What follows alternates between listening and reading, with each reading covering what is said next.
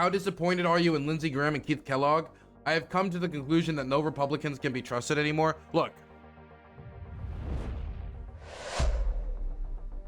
Keith Kellogg and Lindsey Graham are not the decision makers. I believe that Keith Kellogg, and I mean, I see these pictures he takes while in Ukraine next to these wounded servicemen, saying that he's going to be there to fight for a deal, and he's going to, try to find peace for all these good boys, and and immediately within like 72 hours of him posing with these service members, there will be, and I'm saying posing like he was not doing it genuinely. I imagine there is a soul in that man's chest somewhere. And then he has to watch as the president goes out there and undercuts the Ukrainian position. Say, no, NATO membership completely off the table. We're not even going to say, give us back the prisoners, no NATO membership. Give us back the thousands of children that Russia's kidnapped, and no NATO membership. Just no leverage, just give it up. Right? NATO membership, give it up. U.S. troops in Ukraine, give it up. No trade. No trade. Elections, the end of Ukrainian martial law. Out of nowhere, Trump has gained a huge inspiration in his quest for Ukrainian democracy. Bullshit. Even though Trump says that's his demand, that's obviously a Russian demand that they told him, and then Trump decided to repackage as his own, right? When Trump goes to Israel, does he say, hey, those judicial reforms that I heard about, you need to put those on hold? And only when you put those on hold will I give you aid? Does he go to Egypt and say, LCC, I heard what you're doing to those journalists. No more. No, he doesn't do that. He doesn't care. He doesn't care about democratization. This is the man who said he wanted to suspend the Constitution because he lost, right? So this is a Russian demand being repackaged as a Trump demand, right? And that was given up. Again, I don't want to get into the details of the Ukrainian Constitution or comparisons to World War II and how the British election system worked there. But again, my main point is just give up. What's the point of having Keith Kellogg? What's Keith Kellogg's job, right? He's the envoy. He's the peace envoy. His job is supposed to be coordinating the peace, and he has probably out of everybody in the Trump team, the most experience semi-related to this field. He's not like a regional expert, right? But he's somebody who probably understands from being in enough of these rooms how diplomacy works. He has an idea of what deterrence is. He has a general concept of what it is. I think on some level, he has a basic sympathy for the Ukrainian cause. That does not mean he's going to stick out his neck for Ukraine. But I think that means that he's not going to be advocating against their interests or not be able to see like, oh yeah, if Ukraine gave up like Kherson and Zaporizhia, like this would be obviously concessions Ukraine could never make. Or, well, obviously if we're going to make a deal, we have to have some form of deterrence or something to make sure that it doesn't start again outside of just blind trust in Putin. But Keith Kellogg, despite being the only person I really see in the room, screw Marco Rubio. Okay, Marco Rubio can be on whatever Senate committee he wants in the world.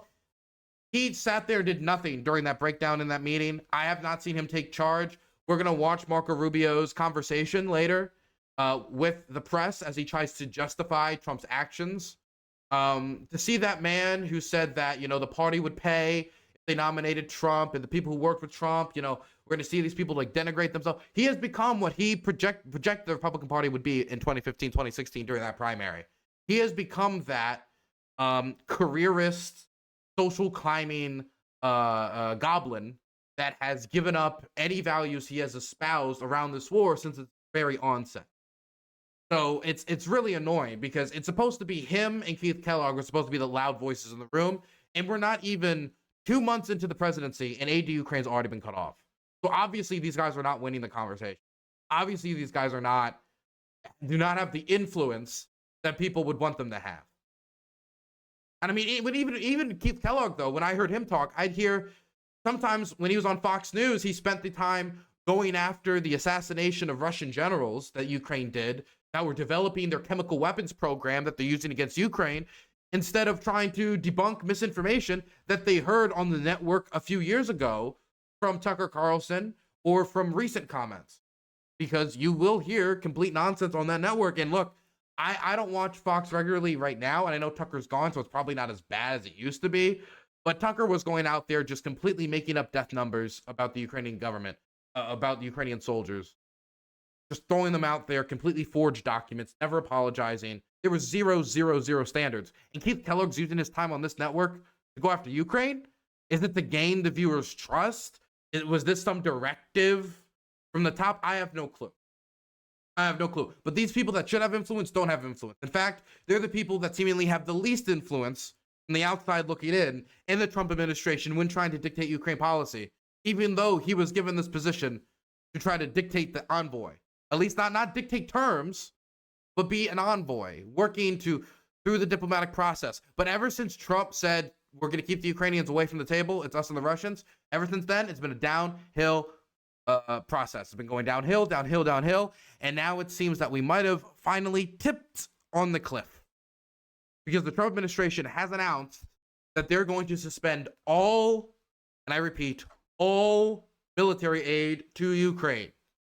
So what this would presumably include means air defense systems. And I'm leading with air defense systems because this is probably one of the most important ones. The Patriot air defense systems that we've sent over to Ukraine, they need ammunition. You can look at whatever price tag that's attached to any of those systems. If they don't have ammunition, they're worthless. Air defense systems do not work without ammunition.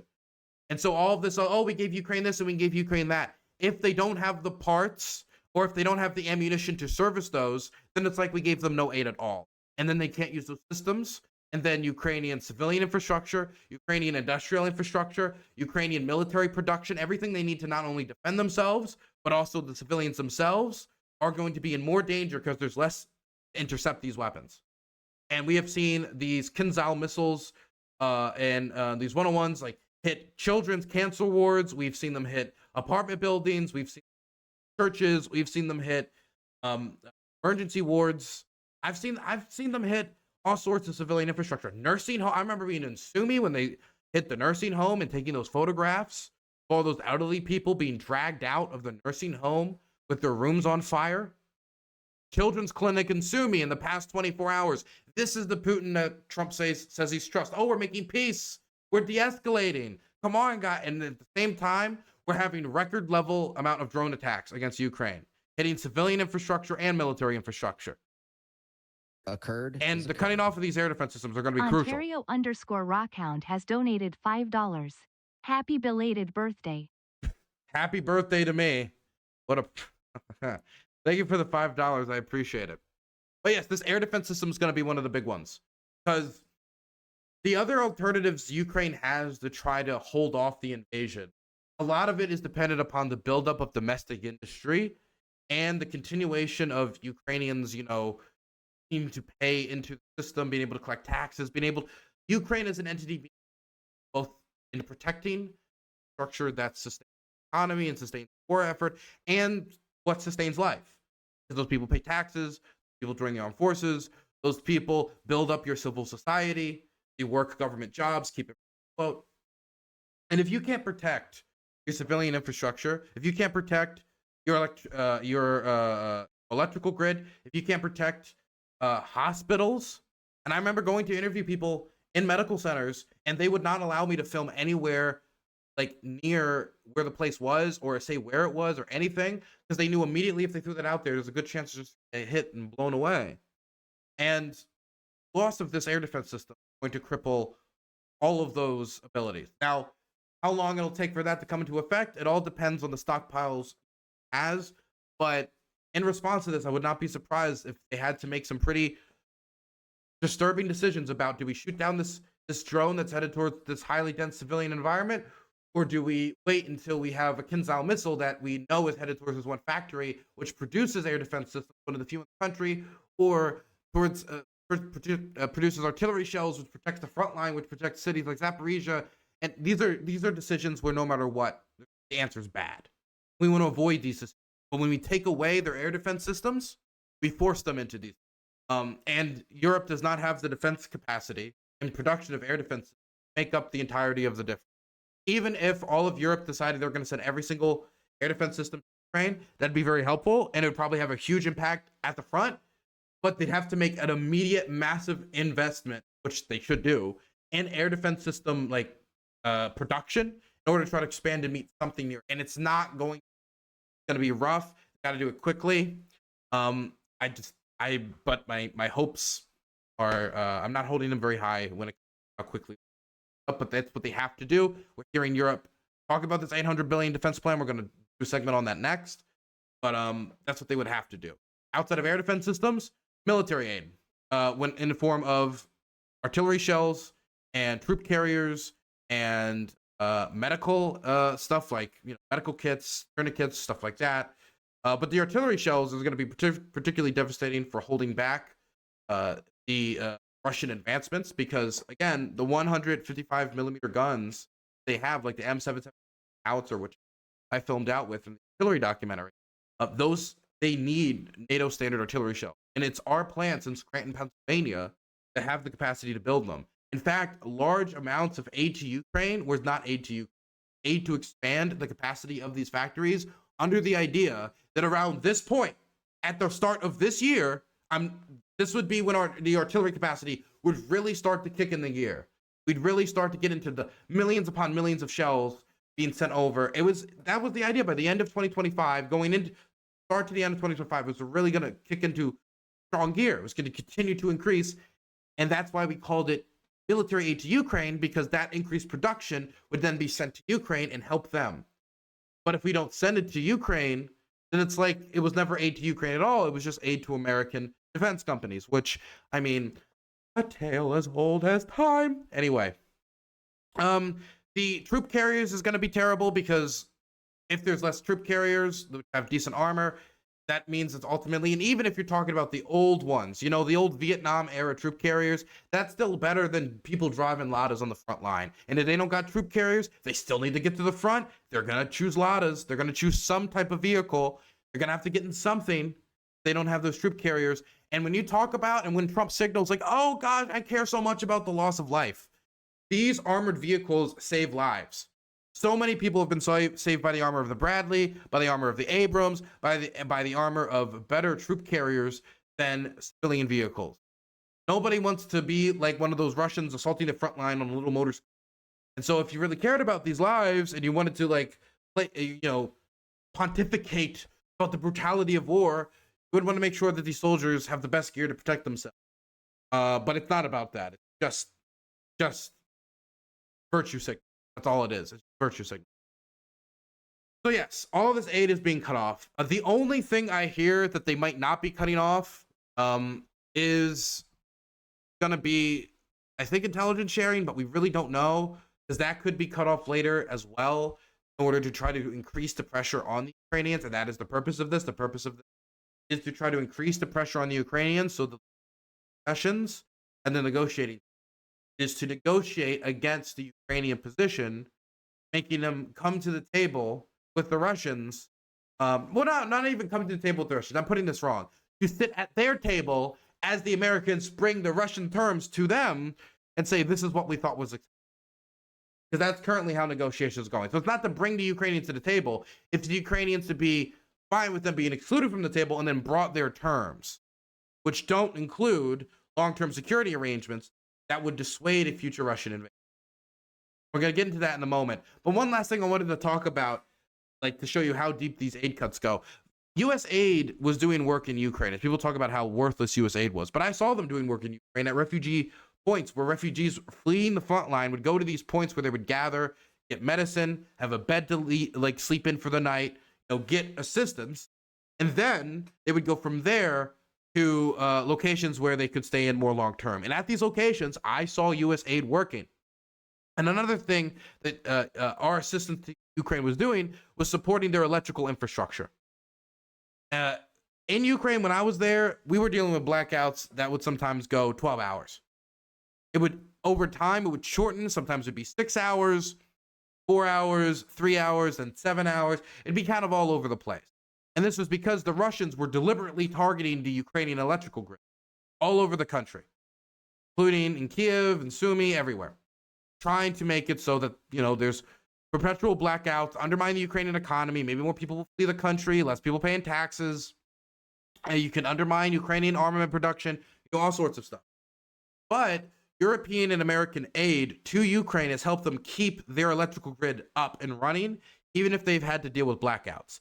That aid has been cut off. We are no longer assisting the Ukrainians in the repairing of their electrical grid. We're no longer helping them protect their skies when it comes to the shooting down of drones by giving them the equipment to do it, not even doing it ourselves. When it comes to air defense systems, we're not giving them the artillery shells to hold the front line to stop the Russian advances. We're not giving them drones or stuff to upkeep their drones. We're not giving them assistance when it comes to the upkeep of jets and F-16s, the F-16s that they've acquired from other European countries, none from us. We're not giving them equipment to upkeep any of the gear that we've given them. We've cut off aid. Everything that was in the pipe that was on the way there has been stopped. So there is stuff where it's going to probably be more expensive to pick it up, turn it around, and bring it back to the United States if they don't just leave it in some storehouse somewhere in Europe than it would be to just allow it to continue to go to Ukraine and serve its purpose defending Ukrainian villages. An immoral, morally corrupt, bankrupt man. Okay, so if you guys are curious as to why they're suspending it, because I've given you my description as to why, let me read to you the reasoning they gave. The United States is temporarily suspending all military aid to Ukraine until President Trump determines Ukraine demonstrates a commitment to peace negotiations with Russia, a senior administration official said on Monday. The order, which takes effect immediately and affects hundreds of millions of dollars in arms and ammunition in the pipelines and on order, resulted from a series of meetings at the White House between Trump and his senior national security aide, White House said, speaking on the condition of anonymity to discuss internal operations. So everybody, I remember on election night, I was in a room and I had a bunch of people, Trump supporters, come in because he was going to be the president. It was pretty obvious. So I had them come in because I wanted to hear their perspective of what they wanted from the next administration, because it is.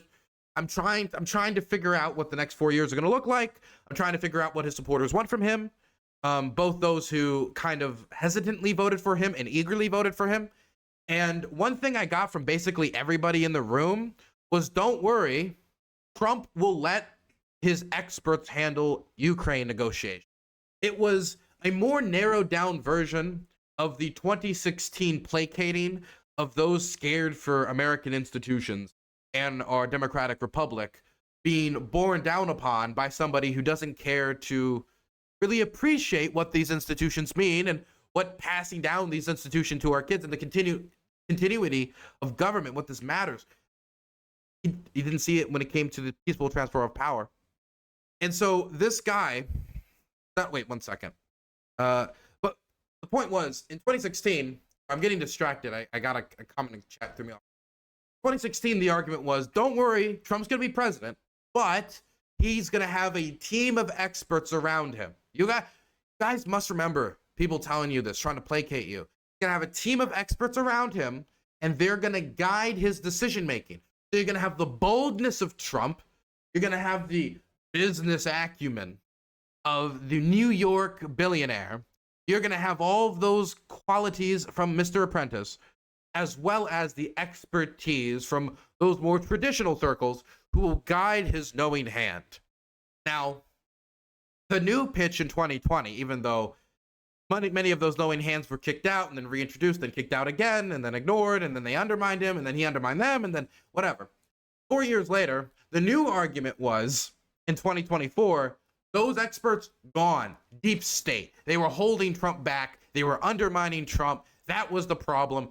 Trump needed to, trust his guts more. He needed people who were going to, listen to him, who were going to undermine him, who were going to stop him. We don't need those experts anymore. But somehow, the people within the Republican Party who cared about Ukraine were able to delude themselves. And that's what we have to call it now. Because we all saw it from a mile away on this show. We talked about it on this show. We talked about the possibility of Trump maybe flip-flopping depending upon, what kind of deals Zelensky could make. But now, we need to just call it what it is, delusion, that Trump was somehow going to be better on this issue, or that he was going to be led by the experts in the room. Because this is a meeting where the experts were supposedly in the room. His national security aides. So who are we talking about? His national security advisor. We have Mike Waltz in there. The same Mike Waltz that said on Fox News that Zelensky had to basically shut up and take the deal in reference to the United States owning half of all of Ukraine's mineral wealth.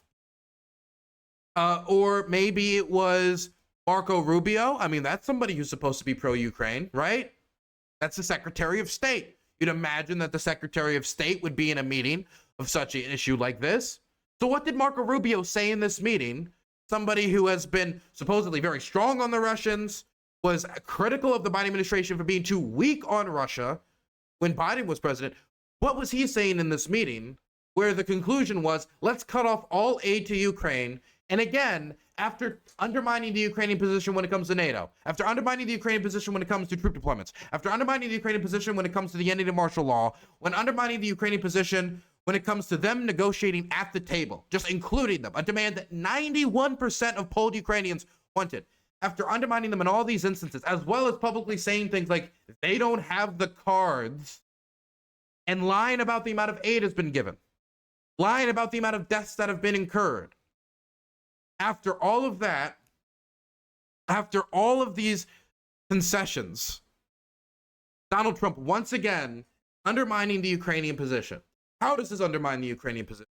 Well, I feel like if you have to ask me, you must be either new to the channel or, I mean, I don't know, a little blind, but I don't want to make you feel stupid. So let me just put it bluntly. Number one, it's going to be harder for them to defend villages. It's going to be harder for them to defend towns. And so if the Russians can advance on the front line, that helps them. Number two, what message does this send? This sends the message that the United States does not really care at all about Ukraine, which, if I'm being blunt, I think is correct.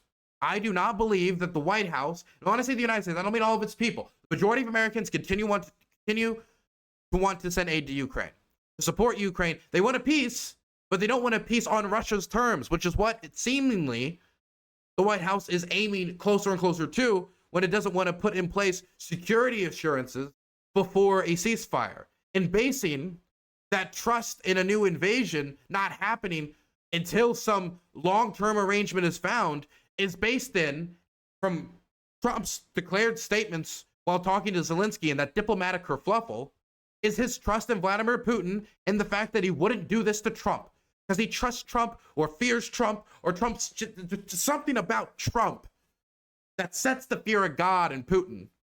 And so Trump and him have and because of their relationship and how good it is, you know, it's going to stop a future invasion.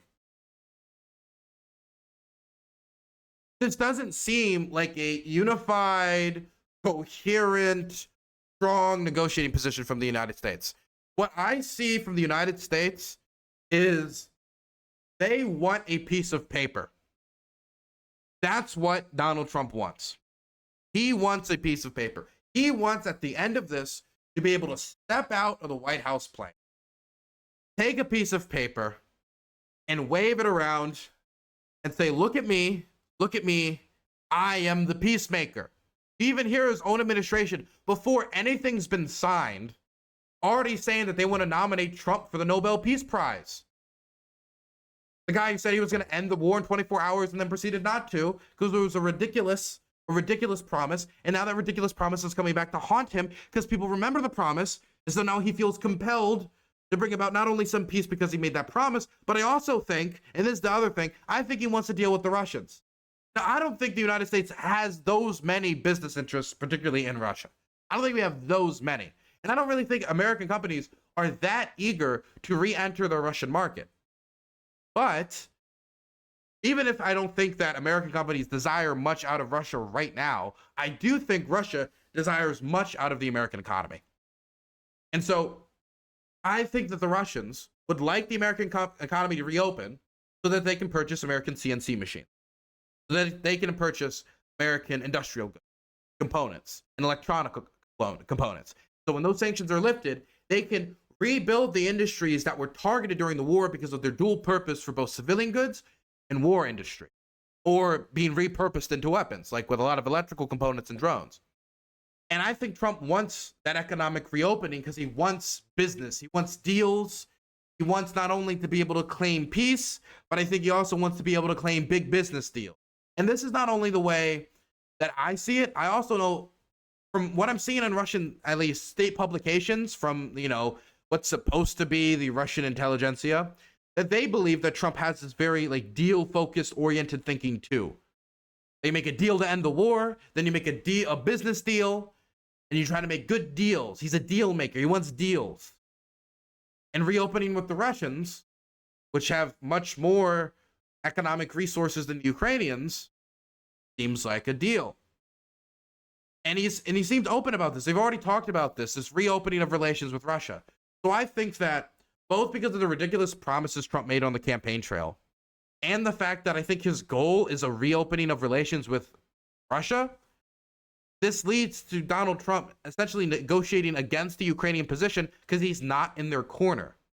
He's just in the corner of ending the immediate guns firing so he can make deals with the Russians and he can normalize relations with the Russians, because his goal is normalization with Russia, not necessarily a strong and lasting peace between Russia and Ukraine.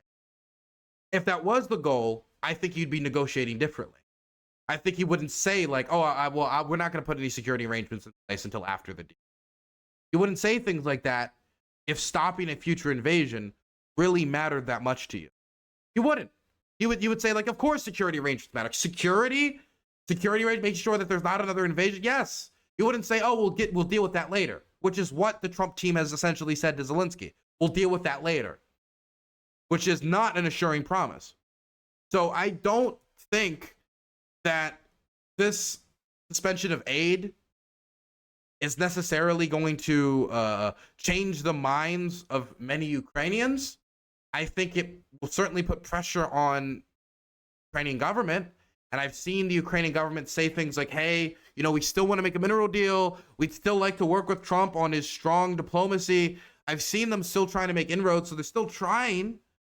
But it's not the type of rollover that the Trump administration wants, which is basically, we don't need any security arrangements. We'll give you all these resources, give us some aid, and we'll just accept whatever deal you make, because what matters most is just making sure no guns fire right now. Look, I don't want to have to be like, look, I don't know who I should quote to get it across to these people, because I could quote you like, oh, let me quote you this like American revolutionary leader who talked about why like endless concessions will only lead to XYZ, or maybe I should talk about this Polish leader who said we have to fight for XYZ, or maybe I should talk about this leftist leader who said that organizing, or I don't know who to appeal to in trying to like, I don't know, reach over the aisle to Republicans and wake them up. So they're really into Trump right now, right? They're really into like, oh, look, he's a felon, it's fine, whatever. So I'll just put it this way, okay? I'll go towards another Republican man who had a few problems with the law. Any nation that decides the only way to achieve peace is through peaceful means is a nation that will soon be a piece of another nation. That's from Richard Nixon.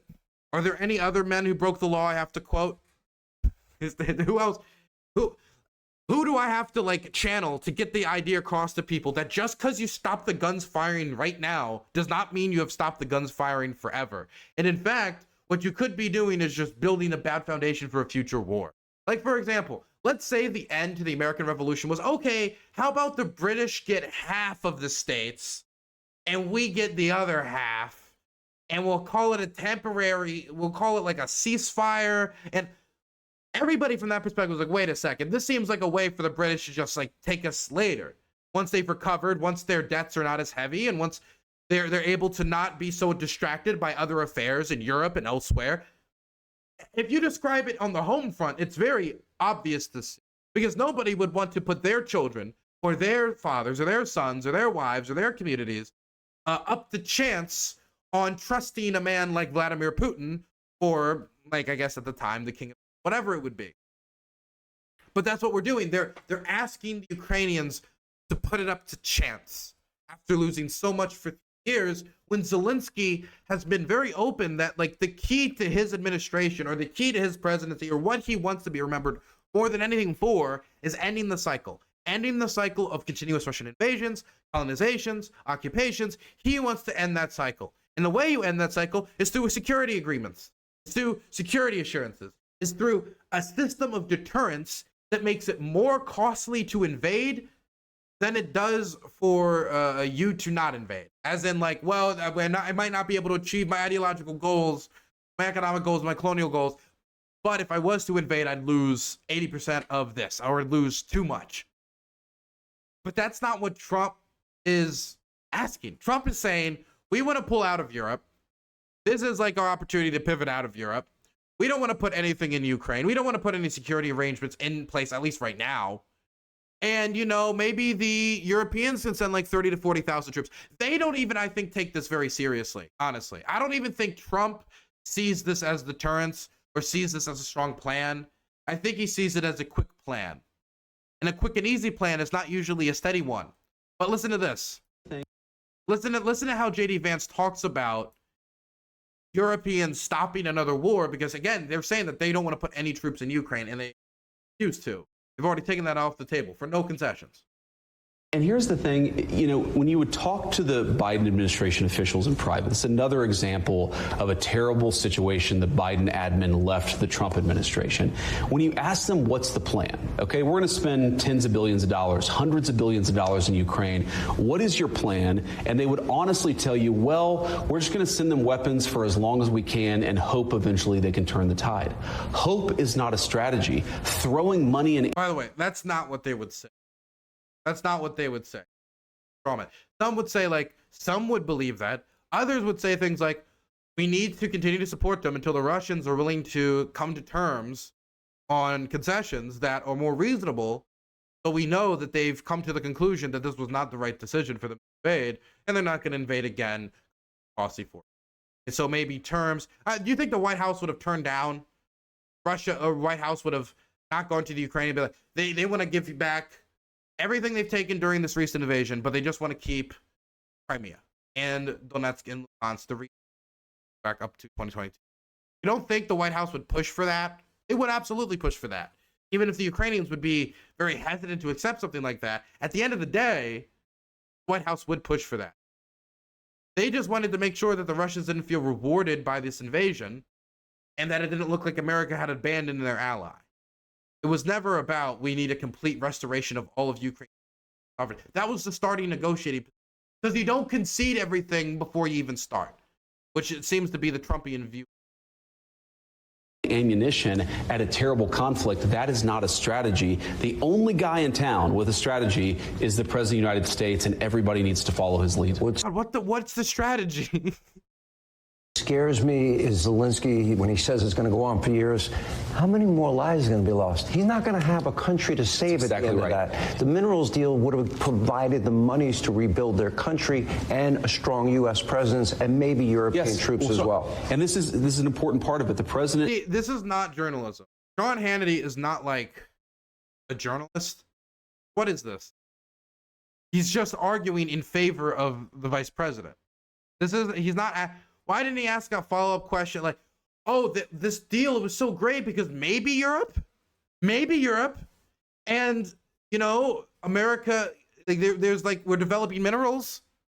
Like, we have a strong U.S. presence. What does that mean? Strong U.S. presence. Strong U.S. presence. There was strong U.S. presence in 2014. There was strong U.S. presence in 2022. What does strong U.S. presence mean? Oh, we have business deals. Oh, Putin, you can't bomb now. Don't you see?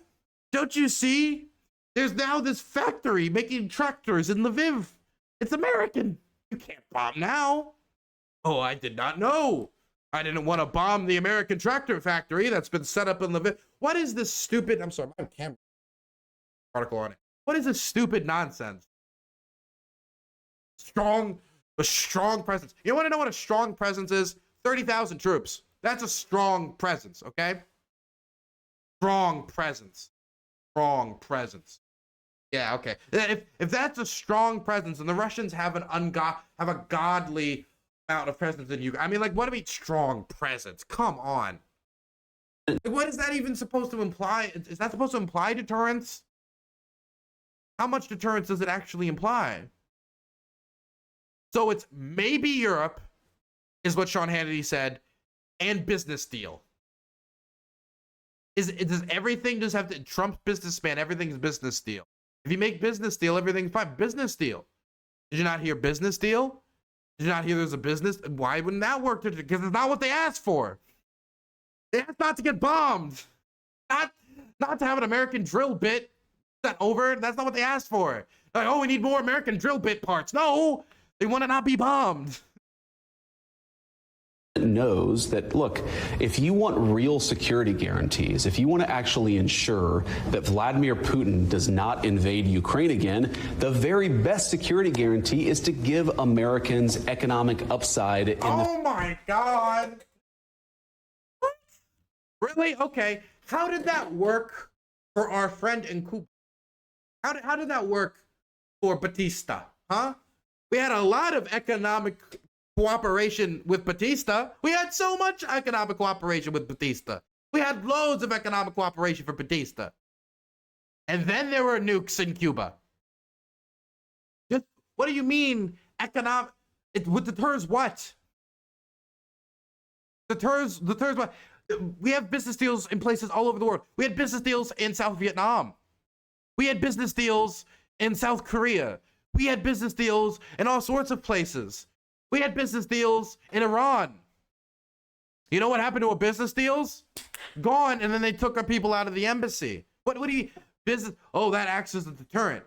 The business deal will stop the largest country on the planet because we made resource deal. You know what we heard from the Russians, right? This has been published by the BBC. The BBC says that the Russians has offered the Trump administration the resources, including resources in occupied territory. If the Ukrainians know that the Americans are getting offered that, why would they think that this is the strongest form of deterrence with a deal-making president?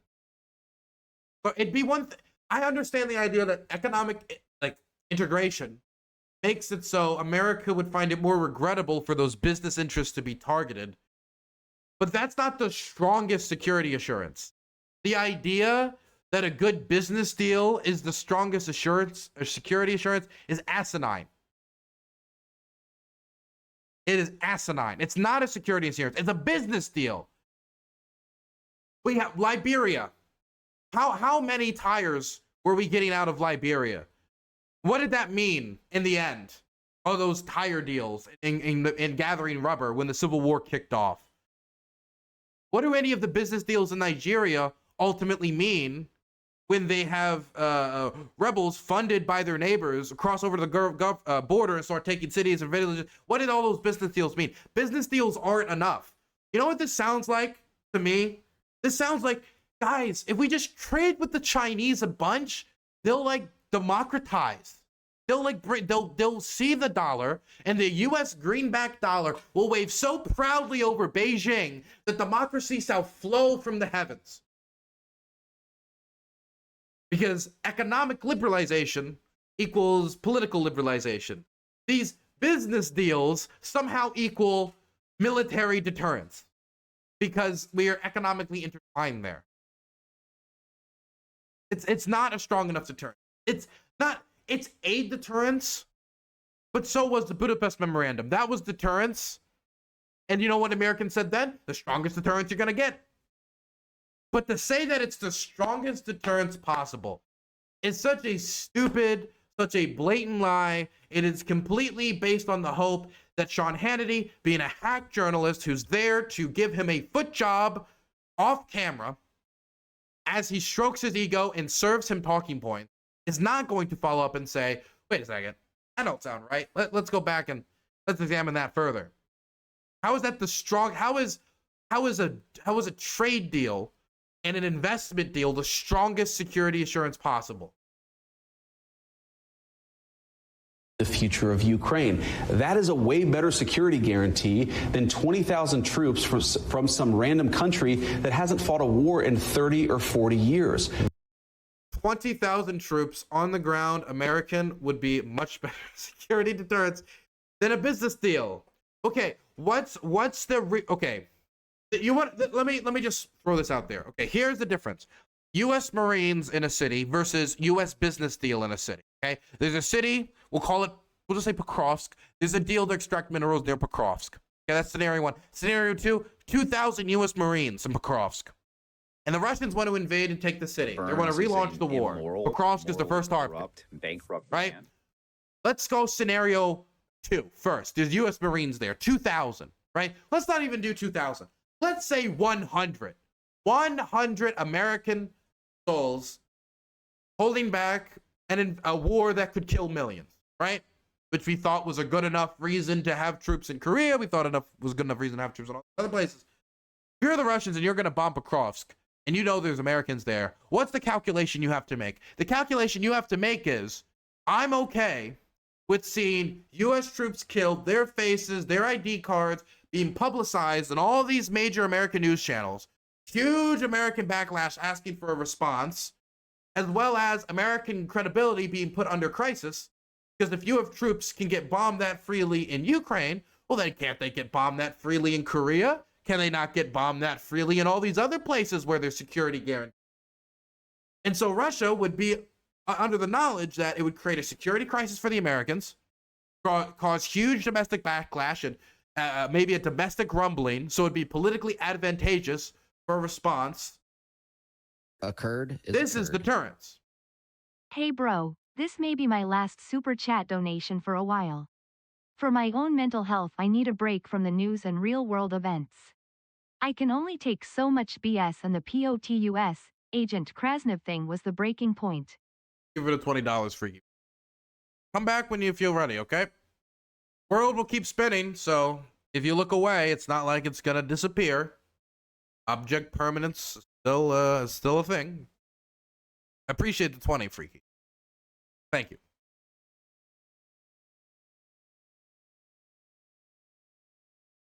Okay, so that's how U.S. Marines, they would be scared of security crisis being thrown at the Americans, scared of domestic backlash, and possibly scared of a war with the United States or NATO, right? So that's something that would obviously, an alliance of 1 billion people being incurred in response to a nation of 160 million, that's something that could create, I think, deterrence, effective deterrence. Now let's go scenario 1, which was the business deal. The Russians are going to bomb Pokrovsk, but there's a mine there. A mine that is controlled by an American company. Or dual ownership, because that's renegotiated dual ownership investment package. It's a little bit more complicated. What do you do if you're the Russians? Well, let's say they do invade and they bomb the factory and they end up, killing the personnel there. What's the repercussion? What does America do? Well, it's not a NATO thing because it wasn't NATO troops killed, even though it was an American business that was targeted. I don't see how really NATO could be cited here. It is an American business that could maybe, there could maybe be some legal proceeding brought against Russia for losses in the American legal system. That's something that could certainly happen. But like, what does America do in that situation? What does Trump do in that situation? I could see Trump acting tough and saying we are going to need compensation. But if Trump's a deal guy, why could Russia not think that they could just invade Ukraine and then just offer America more value than they were getting from whatever factory they were going to have there anyway? Fine, that company was worth $2 billion. Look, we'll give you $10 billion in this new business deal, and when it comes to the Russian outback and our resources here, give you a bigger deal, and an even more advantageous deal. No taxes on American companies developing our resources for the next 30 years. So they could just make a better offer. Or even if they can't, if they think they can, that could start another war. And then put Trump in a crisis where 3 years from now, do you think Trump's going to say, okay, U.S. troops in Ukraine, one of our businesses got bombed. Do you think American voters are going to want that? Do you think the Republican base is going to want that? Do you think all the people right now who want this peace deal, if this failed, and these businesses got bombed and restarted, do you think Elon Musk all of a sudden is going to come out in public and try to rally the massive support for Ukraine? Not even when we say to sending over of U.S. troops to Ukraine, but even the resumption of large-scale military aid.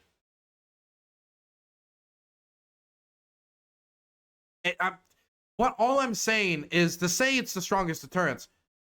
No, it's not the strongest deterrence. And let's also put all this aside. Let's say they don't bomb the factory. What would stop the Russians from saying, hey, there's an American factory here and here, an American-owned mine here and here. Don't blow it up. Take the city without blowing those up. We'll be fine.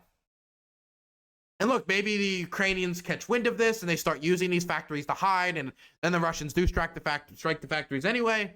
But all the Russians have to do to restart a war isn't actually prevent an American response, is to just think that they could. They don't even have to actually prevent an American response.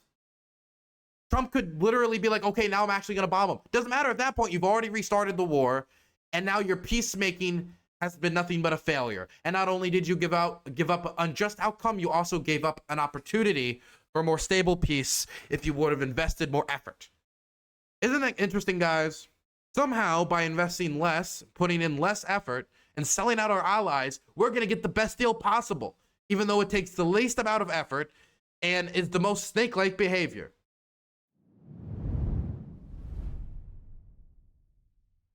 Incredible. Continuing.